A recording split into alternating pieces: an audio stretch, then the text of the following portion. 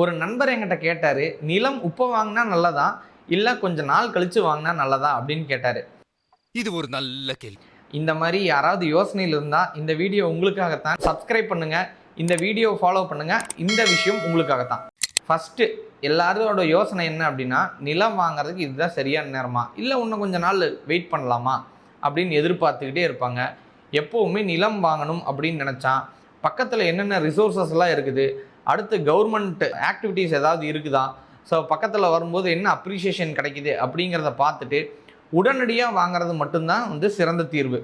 ஏன்னா, நீங்க யோசிச்சு 5 வருஷம் கழிச்சு வாங்குறதுக்குள்ள இந்த நிலத்தோட விலை பன்மடங்கு உயரும் அப்படிங்கிறத தான் நம்ம சொல்றோம். அதுக்கப்புறம் இந்த நிலம்லாம் ரேட்டு குறையுமா அப்படின்னு பார்க்காதீங்க. எப்பவுமே ரேட்டு குறையாது. ஏன்னா, அப்ரிசியேஷன்ல இருக்கிறது லாஸ்ட் 5லிருந்து 8 வருஷமா மிகப்பெரிய லெவல்ல லேண்டில் அப்ரிசியேஷன்ல தான் இருக்குது. அதனால குறையறதுக்கு வாய்ப்பே கிடையாது. இப்போ வாங்கி வச்சீங்க அப்படின்னா 5 வருஷம் 10 வருஷத்துல ஒரு மிகப்பெரிய விலை வரும் அப்படிங்கிறது உண்மையான விஷயம். நிறைய பேர்கிட்ட நான் பார்க்கும்போது இதெல்லாம் ரொம்ப ரொம்ப கம்மியா வந்துச்சுப்பா. அப்போ நான் வாங்கலாம்னு நினைச்சேன், வாங்காம விட்டுட்டேன். ஆனா இப்போ பல மடங்கு ஆயிப்போச்சு. இப்பெல்லாம் நம்ம யோசிச்சு கூட பார்க்க முடியாது. இப்போ பக்கத்துல ஒரு பைபாஸ் வந்துச்சு, அதனால விலை ஏறிடுச்சு அப்படின்னு சொல்றவங்கள நம்ம எக்கச்சக்கமான பேரை நம்ம பார்க்குறோம்.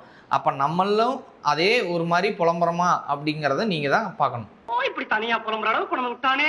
முக்கியமா ஃபைனலா என்ன சொல்றேன் அப்படின்னா, உங்களோட பட்ஜெட்டுக்கும் உங்களோட லொக்கேஷனுக்கும் உங்களுக்கு பொருத்தமா இருக்குது, உங்களுக்கு பிடிச்சிருக்குது, உங்க குடும்பத்துக்கு பிடிச்சிருக்குது அப்படின்னா கண்ணை மூடிட்டு தாராளமாக இடத்து மேலே முதலீடு போட்டு வாங்கிருங்க.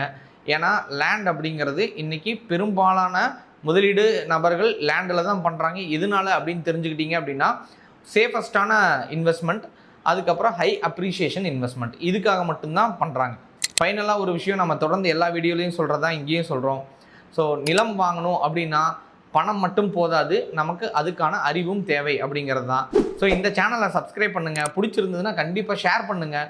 ஸோ வேறு ஏதாவது இன்ஃபர்மேஷன் தெரிஞ்சுக்கணும் அப்படின்னா கண்டிப்பாக தாராளமாக கமெண்ட் பண்ணுங்கள். உங்களுக்கு அடுத்த வீடியோவில் நான் சொல்கிறேன்.